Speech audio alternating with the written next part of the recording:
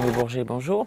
Bonjour Pierre. Nous allons parler de Douglas Sirk et de John Stahl, deux grands auteurs du mélodrame. On va peut-être commencer par une question un peu simple mais un peu essentielle. Qu'est-ce qui définirait un mélodrame? Une question d'époque, une question de style, une question de sentiment, d'histoire d'amour, de sentimentalité? Alors la question est simple, mais la réponse n'est pas facile. D'autant qu'à des époques différentes, on a appelé mélodrame des genres littéraires, dramatiques, voire musicaux, sensiblement différents. Au cinéma, je crois qu'on peut dire, c'est que c'est quand même avant tout une forme de film populaire, en règle générale, plutôt que des films d'art ou des films intellectuels, même si certains artistes, certains intellectuels se sont servis de cette forme du mélodrame, qui est le mélodrame se définissant d'abord tout de même par son intrigue, par ses péripéties, les événements soit catastrophiques, soit providentiels, qui affectent le destin de personnages qui sont souvent des victimes, qui font appel au ressort du pathétique, qui suscite donc l'émotion du spectateur qui s'identifie, qui ressent donc les drames, pour ne pas dire les tragédies, mais bon, ça c'est aussi un sujet délicat, la différence entre mélodrame et tragédie. Peut-être qu'on l'abordera à propos de certains des films dont nous allons parler. Et en même temps, il est vrai qu'on a souvent tendance tout de même à voir dans le mélodrame un genre qui serait caractérisé par un certain style excessif, flamboyant, grandiloquent, qu'il rapprocherait à certains égards de l'opéra. Mais je pense que ça ne peut pas être une définition globalisante ou universelle. C'est-à-dire que le mélodrame, il me semble, est d'abord quand même une question de thématique et d'intrigue, et secondairement seulement de style, parce qu'il y a des films qui sont d'incontestables mélodrames qui n'ont pas les traits stylistiques qu'on a tendance à associer au mélodrame, l'emphase, etc. Just tell me one thing. Yes? Is it true? Is what true? Is your mother a nigger? Tell me. Tell me! What difference does it make? You love me. All the kids talking behind my back. Is it true? No! Are you black? No, I'm as white as you! You're lying! I'm not! I'm not! I'm not! Il faut avoir aussi à l'esprit que ça n'est pas vrai de tous les mélodrames, mais le mélodrame a souvent été un moyen aussi de dramatiser certaines questions sociales, politiques. Ça a souvent été un instrument de protestation, une protestation parfois qui reste, qui ne débouche pas sur une véritable remise en cause. Il y a la question de la fin heureuse, du happy end, ou plutôt happy ending, comme on a pu opposer ces deux concepts. Mais bon, on le voit très bien avec les deux versions de Imitation of Life, Image de la vie, Mirage de la vie, puisqu'elles traitent du problème racial, notamment. Évidemment, le problème racial, la position des Noirs, le statut des Noirs, des African Americans, comme on ne disait pas à l'époque, dans la société américaine, était évidemment évolué entre 1932, 1934 et 1958-59. La réception justement de ces films par rapport au public, est-ce que le mélodrame est un genre qui a toujours connu les faveurs du public? Est-ce que les films de Stahl ou les films de Sirk étaient des gros succès au moment de leur sortie? Alors, les mélodrames hollywoodiens, de façon générale, visent un très grand public, visent notamment, pas exclusivement, mais notamment un public féminin. Il y a d'ailleurs une terminologie anglaise. Les women's films, ce sont à la fois des films qui mettent souvent en avant des personnages donc de femmes souffrantes pour diverses raisons, interprétées évidemment par des stars féminines, et donc avec lesquelles l'identification se fait en priorité de la part des spectatrices plutôt que des spectateurs. Et incontestablement, des films comme donc la première version de Imitation of Life, Image de la vie, Stahl 1934, c'est une grosse production avec des stars, bon, d'abord Claudette Colbert, grande star du début des années 30, et c'est un grand succès populaire. La critique est plus partagée pour diverses raisons, et si on prend le remake, donc Imitation of Life, mais titre français différent, Mirage de la vie, tourné en 58, sorti en 59, remake par Sirk, grand succès. Et alors là, la critique, dans l'ensemble, est extrêmement négative. Hein. Ce sont les mélodrames de Sirk, au moment de leur sortie, ne sont pas considérés comme des grands chefs-d'œuvre. Et ça, c'est un euphémisme de le dire. Hein. La critique contemporaine est plus que réservée à l'égard de ce qui apparaît comme des grandes machines hollywoodiennes, des tearjerkers, des films qui sont faits pour que le spectateur et la spectatrice, d'abord les spectatrices se mettent à pleurer, hein, ça fait appel à l'émotion, et puis il y a une grande star, mais Lana Turner, qui n'a jamais été, là encore c'est un euphémisme. On dit généralement, on dit souvent, on lit souvent que Stahl est un cinéaste dont le style serait plus mesuré, plus effacé, plus terne que le style de Sirk, dont les mélodrames appellent les qualificatifs flamboyants, lyriques, excessifs. Alors, est-ce que c'est aussi simple d'opposer le style de Stahl, qui serait un style réservé, mesuré, et le style de Sirk, qui serait un style flamboyant?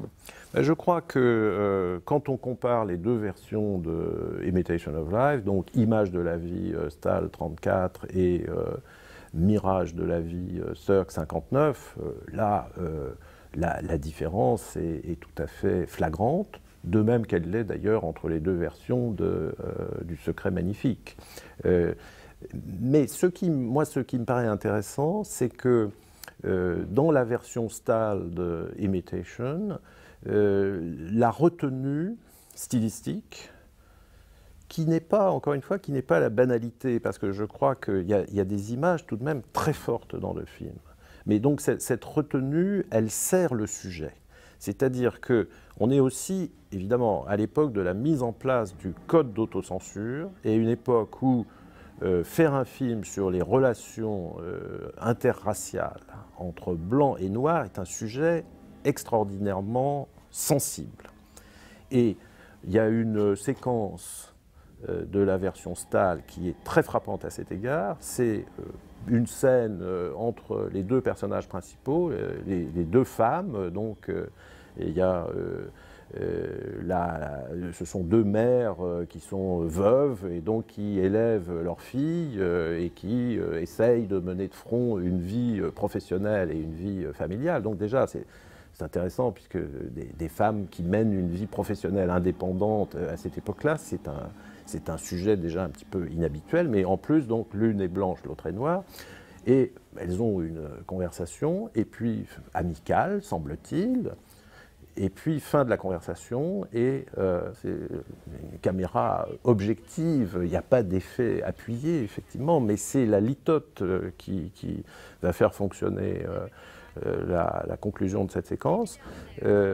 Claudette Colbert monte dans son étage noble, et Louise Beavers, l'amie qui est aussi un peu la servante et la bonne à tout faire, descend dans son appartement à elle qui est en sous-sol. Donc tout a été dit, mais de façon qui paraît totalement neutre, dédramatisée, et c'est quand même très fort.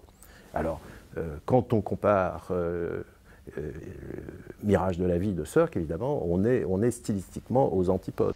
Pour en finir peut-être avec le style, est-ce qu'on peut, dans cette perspective, dire que, mis à part la question de la couleur, le mélodrame dans les années 30 est un genre qui visuellement n'est pas spectaculaire, alors qu'il le deviendra beaucoup plus avec les années 50 ?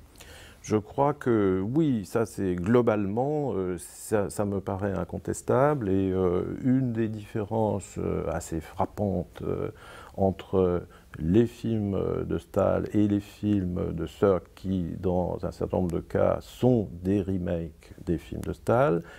Ça n'est pas seulement le grand écran ou la couleur, c'est aussi le grand nombre et la complexité des mouvements de caméra. Les films de Stahl des années 30 sont des films assez statiques et dont l'image... je ne dirais pas qu'elle est terne d'ailleurs, mais enfin, elle n'est pas très spectaculaire, effectivement. Il y a toutes sortes d'éléments dans l'image qui sont très intéressants, mais il y a une certaine retenue, alors que dans les mélodrames de Sirk des années 50, là, il est évident qu'on a une rhétorique, disons, qui est beaucoup plus affichée, affirmée, et qui se manifeste à la fois par un emploi beaucoup plus remarquable de la musique, de certains accords, de certains thèmes qui viennent ponctuer les moments les plus dramatiques de l'action, et puis donc des angles de prise de vue qui sont surprenants, qui interpellent un petit peu le spectateur. Je veux dire, le spectateur doit être vraiment très inattentif pour ne pas sentir que il est devant le déploiement d'une rhétorique cinématographique, ce qui n'était pas le cas avec Stahl ou de façon plus générale dans les années 30, c'était beaucoup plus...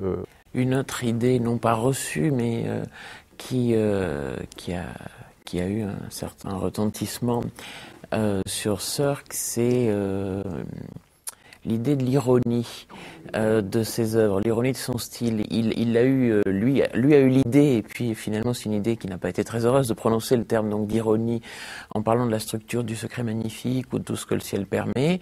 Et beaucoup de commentateurs sont rués dessus en essayant de créer l'image d'un Sirk qui ferait du mélodrame au deuxième degré, qui pratiquerait une distanciation, ce qui est pas le cas. Je ne crois pas, effectivement. Alors je crois qu'il faut effectivement s'entendre sur ce qu'on appelle l'ironie. Sirk parle de l'ironie, mais dans un sens assez précis qui est l'ironie dramatique, l'ironie du destin. Il parle d'Euripide, il dit que chez Euripide il peut y avoir des fins heureuses, mais on ne les prend pas absolument au pied de la lettre. En ce sens, il y a une sorte d'ironie, c'est-à-dire, oui, c'est bien que ça se termine comme ça, mais on sait que dans la réalité, ça ne s'arrange pas toujours. Donc, en un sens, c'est une sorte de distanciation, peut-être. Ça, le mot peut paraître plus justifié, mais ça n'est pas du tout, je pense, que Sirk se moque de son matériau. Prenons un exemple. Bon, pour le Secret magnifique, on peut sans doute se poser des questions, non pas qu'il y ait de l'ironie, mais on peut se demander si la surcharge stylistique de Sirk, d'une certaine façon, ne vise pas à masquer, disons, une interrogation sur le matériau qu'il a à mettre en scène. Bon. Mais si je prends la dernière séquence du dernier film hollywoodien de Sirk, séquence extrêmement célèbre, extrêmement commentée, analysée, c'est-à-dire la grande séquence de l'enterrement de Annie Johnson à la fin donc de Mirage de la vie. Enfin, n'importe quel spectateur normalement constitué a les larmes aux yeux quand il revoit cette séquence, même s'il l'a déjà vue 10 fois. Je veux dire, il y a un ensemble, pour le coup, vraiment audiovisuel. Il y a les angles, il y a les angles de prise de vue, les visages, la musique, la fanfare, les chevaux, le jeu du blanc et du noir et de la couleur, ce plan mystérieux qu'a analysé entre autres Francis Borda à travers une vitre, on voit la procession et c'est un magasin d'accessoires de théâtre, donc on peut se demander, mais enfin je trouve que c'est bouleversant d'émotion et qu'on est aux antipodes, à mon avis, de quelque ironie que ce soit.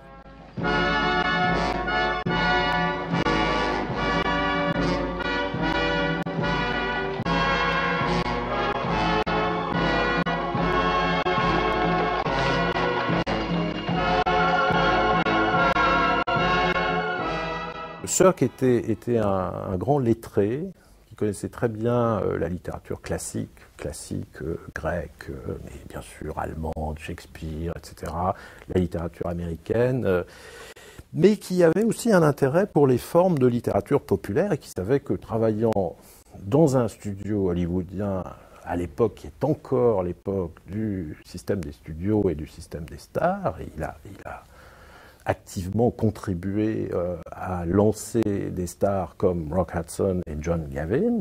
John Gavin qu'on trouve à la fois dans Le Temps d'aimer, Temps de mourir et dans Mirage de la vie, mais qui après est devenu ambassadeur au Mexique, il a changé complètement d'orientation. En fait, il ne voulait pas être acteur à l'origine, et il a eu une assez brève carrière de star, mais Sirk sait qu'il est dans un mode de fonctionnement où il doit essayer de viser, de toucher, d'émouvoir le grand public. Ce n'est pas du tout un cinéaste qui s'adresserait à une poignée d'intellectuels comme Serge Danet, par exemple.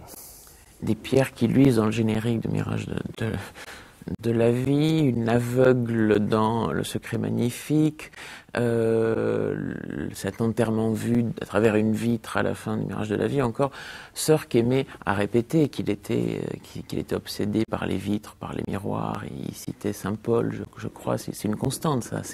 Tout à fait, tout à fait. Mais là encore, c'est Sirk et ça n'est pas seulement Sirk. Je veux dire par là que c'est une citation de Saint Paul, oui, Épître aux Corinthiens.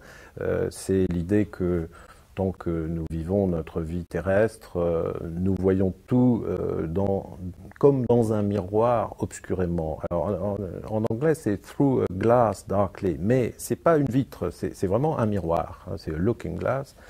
Mais quand nous serons au royaume des cieux, là nous verrons clairement les choses telles qu'elles sont. Donc il y a cette idée poétique en même temps qui lui plaisait beaucoup, c'est-à-dire que finalement toutes les œuvres d'art, d'une certaine façon, sont des imitations imparfaites d'une certaine réalité, qui est peut-être une réalité subjective, qui est la réalité des sentiments. Là, on va retrouver peut-être la métaphysique du mélodrame, une dialectique, disons, entre l'apparence et l'immanence et la caverne platonicienne, enfin toutes sortes de leurres, et puis la réalité profonde, mais qui pour le mélodrame serait une réalité évidemment plutôt